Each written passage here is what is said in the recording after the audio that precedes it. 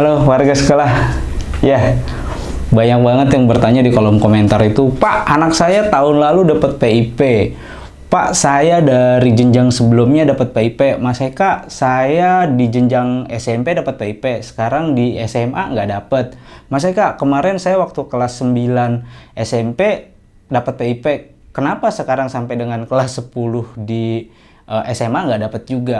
Lalu bagaimana cara mendaftarnya Mas Eka? Mas Eka, saya belum pernah dapat PIP sama sekali. Apakah saya bisa mengajukan PIP-nya? Dan sebenarnya PIP itu untuk siapa sih? Terus berapa kali keluarnya dan kapan keluar PIP-nya tersebut? Nah, di video kali ini kita akan berbagi informasinya untuk para warga sekolah. Tapi sebelum itu, untuk para warga sekolah yang mungkin baru menemukan channelnya Mas Eka nih, silahkan subscribe dulu channel ini untuk mendukung channelnya Mas Eka agar bisa berkembang lagi dan bisa memberikan informasi-informasi terupdate kepada para warga sekolah.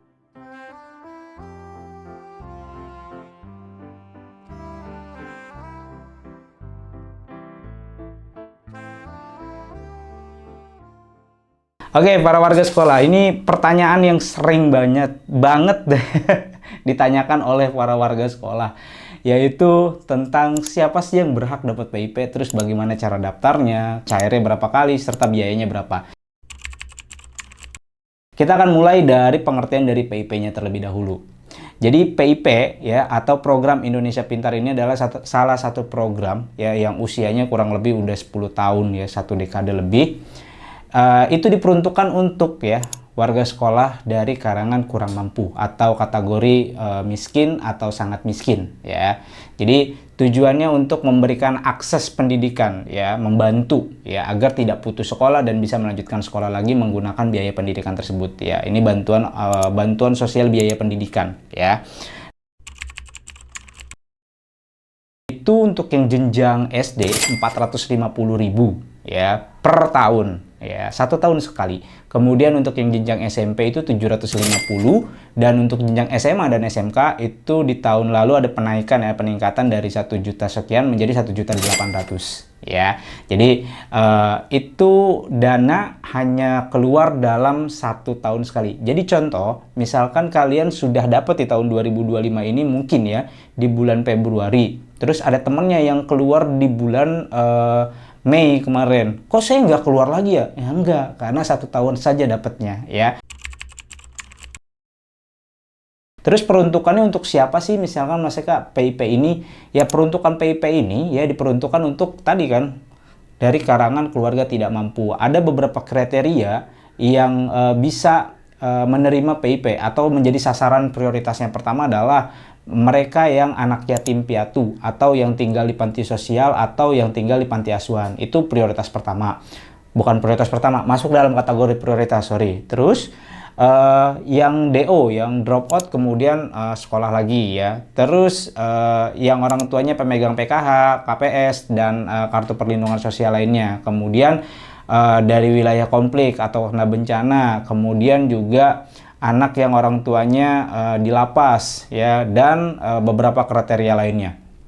Jadi itu menjadi sasaran dari PIP-nya. Boleh nggak Mas Eka saya mendaftarkan PIP? Boleh. Lalu pertanyaannya bagaimana caranya mendaftarkan PIP Mas Eka? Oke. Kita akan membahas ke bagaimana cara pendaftaran PIP-nya. Jadi PIP itu terbagi menjadi 2 pendaftarannya ya.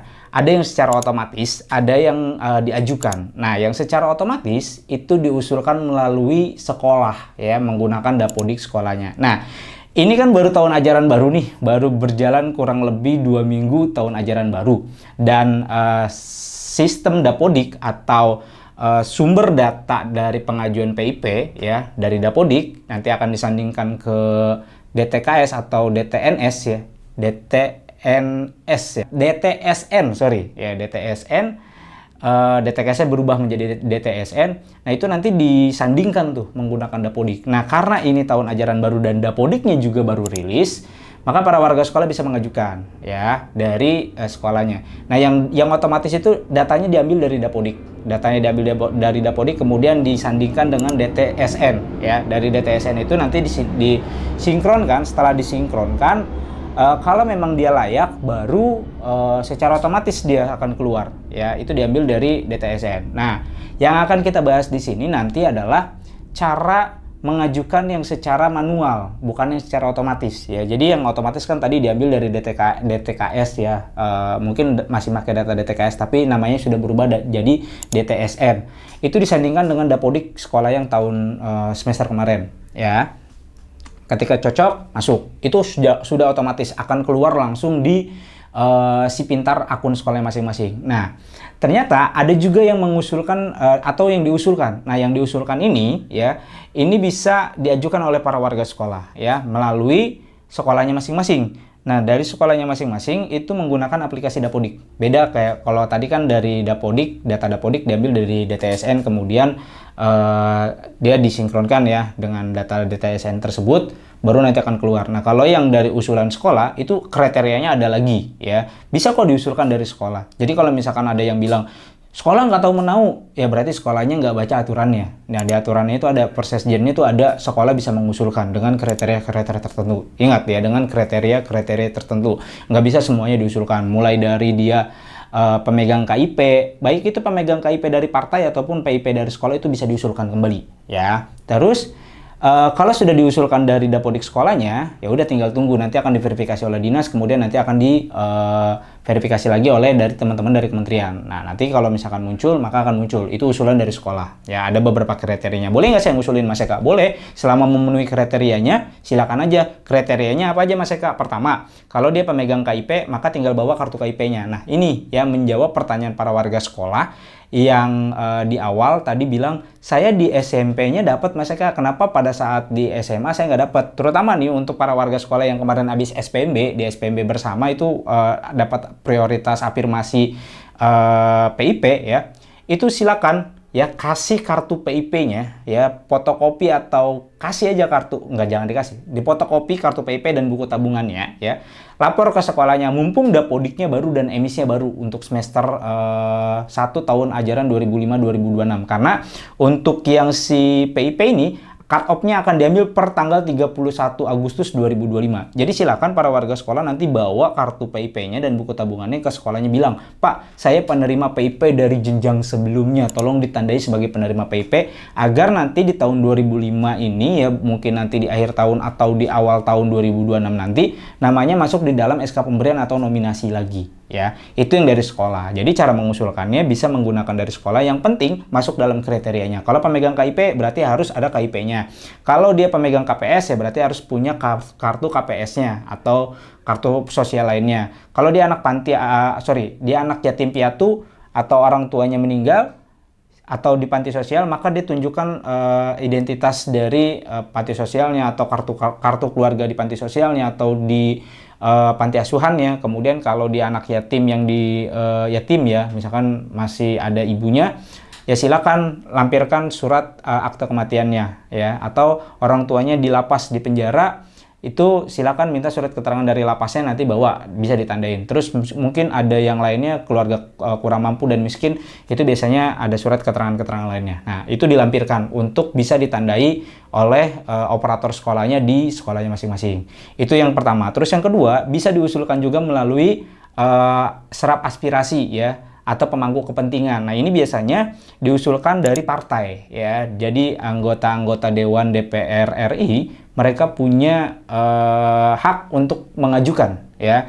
Jadi contoh misalkan dari partai mana, terus dari legislatif mana ya, DPRD mana, DPR RI, dia mengusulkan ya. Contoh misalkan Mas Eka nih anggota dewan ya, mengusulkan menggunakan haknya Mas Eka dari jalur aspirasi ya, itu bisa mengusulkan. Sama aja, dapatnya beda nggak Mas Eka? Sama ya, karena nanti pun ketika diusulkan oleh anggota dewan ya dari jalur aspirasi ini, mereka akan dapat SK-nya, kemudian nanti minta surat keterangan dari sekolah juga, nanti di si pintarnya akan muncul juga tuh ya.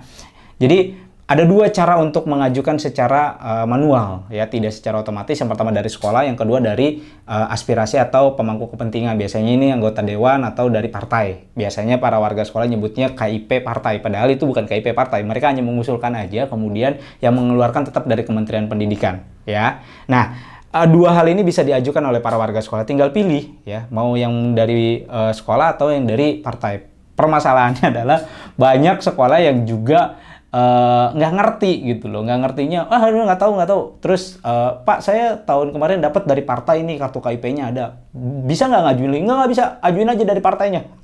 Padahal dia udah punya KIP. Sementara bunyi dari di Persesjennya itu syarat untuk penerima PP ya memiliki KIP, karena KIP atau PP-nya ini dari partai ya berarti dia memiliki PIP dong, kan sama ya, maka bisa diusulkan kembali. Jadi untuk para warga sekolah yang mungkin sekarang di beda jenjang karena SPMB gitu ya, atau masuk di kelas 1 saat ini, kelas berapa, kelas 7 ya, kalau kelas 1 bingung ya, kalau soalnya dulu waktu masih sekolah kita masih pakai 1, 2, 3, kalau sekarang udah nyambung tuh ya. Kelas 7 di SMP, di kelas 6-nya dia dapat, silakan lapor ke sekolah yang baru. Ingat, sekolah yang baru, mumpung ya Dapodik sekolahnya itu baru rilis sekitaran 1 minggu yang lalu ya, sehingga ini masih anget banget. Jadi minta tolong ke operator sekolahnya untuk ditandai sebagai penerima PIP ya. Di situ ada kriterianya, tinggal dilampirkan saja bukti pendukungnya. Jadi seperti itu para warga sekolah ya. Jadi jangan bingung lagi kapan keluarnya. Keluarnya ya 1 tahun sekali cukup ya. Kalau udah keluar 1 tahun udah ya, berarti nanti dapat lagi di tahun berikutnya. Dengan cara apa? Ditandai lagi sebagai penerima PIP. Kalau tidak ditandai lagi maka tidak akan secara otomatis ya. Jadi yang secara otomatis itu datanya diambil dari DTSN atau dari DTKS yang disandingkan dengan Dapodik, kemudian nanti akan muncul ya. Itu juga kriterianya ketat banget ya. P3KE yang kemiskinannya sangat ekstrim, desilnya di bawah sekian, itu biasanya otomatis. Tapi kalau misalkan kita mau mengusulkan karena memang saya masuk nih kriteria anak saya yatim, baru ditinggalin orang tuanya kemarin gitu kan, baru 6 bulan, saya pengen mengusulkan PIP karena biaya sekolahnya berat ya, boleh silakan ya. Anak saya pemegang KPH nih atau PKH nih, kartunya ada, silakan ajukan aja. Saya dari partai udah dapat nih KIP-nya nih ya, silakan ajukan lagi ya. Ingat sekali lagi, sekolah hanya mengajukan. Tugas sekolah ya, fungsi sekolah hanya mengajukan perkara dapat atau tidak itu di luar ranahnya sekolah. Jadi kalau sudah diusulkan kemudian nanti tidak dapat, jangan marah-marah juga ke teman-teman di sekolah, karena tugas dan fungsi teman-teman di sekolah udah selesai, yaitu mengusulkan saja, menandai di Dapodik sekolahnya kemudian diusulkan. Begitu juga mungkin yang dari partai ya. Tapi kalau dari partai itu kurang lebih 95% pasti akan dapat ya, peluangnya ya dari partai, usulan dari partai. Cuma hati-hati kalau misalkan di partai ada yang dalam tanda kutip juga bermain-bermain, laporin aja, karena udah banyak juga tuh bermunculan berita-beritanya, dipotong lah, disunat dari segala macam ya. Mungkin dari si anggota dewannya enggak gitu, tapi dari orang-orang yang resenya ini nih ya, oknum-oknum. Kalau disebut oknum keenakan ya orang-orang yang ini yang bermain ya. Jadi kalau misalkan ada juga, masyarakat pernah dapat pengaduan di salah satu ya, saya ngajuin dari partai A gitu ya, ada calonnya ternyata ya, calonnya minta 50.000. Nah itu yang begitu-begitu ya kan, laporin aja ya, karena daftarnya itu gratis, nggak bayar. Nah di sekolah juga demikian, kalau sudah diusulkan ya udah, sekolah sudah selesai tugasnya. Perkara dapat atau tidak itu ranahnya bukan di ranah sekolah, tinggal ditunggu aja. Kalau memang rezekinya insya Allah dapat. Yang penting sudah mengusulkan dulu ya, selama kriterianya terpenuhi dan syaratnya sudah terpenuhi, insya Allah nanti akan dapat. Seperti itu para warga sekolah. Jadi jangan bingung lagi, silakan para warga sekolah yang ingin mengusulkan PIP-nya bisa datang ke sekolahnya dengan membawa surat atau bukti berkas keterangannya sesuai dengan kriterianya. Kalau tadi anak yatim maka bawa surat kematiannya, kalau dia pemegang KIP sebelumnya maka bawa kartu KIP sebelumnya ya, diusulkan kembali dan lain-lainnya ya. Seperti itu para warga sekolah. Mungkin itu aja informasi yang bisa Mas Eka sampaikan. Mudah-mudahan informasi ini bisa bermanfaat untuk para warga sekolah. Jangan lupa untuk komen di bawah dan bagikan video ini kepada para warga sekolah lainnya agar para warga sekolah lainnya bisa mendapatkan informasi yang sama. Mas Eka undur diri, sampai jumpa di konten berikutnya. Wassalamualaikum warahmatullahi wabarakatuh.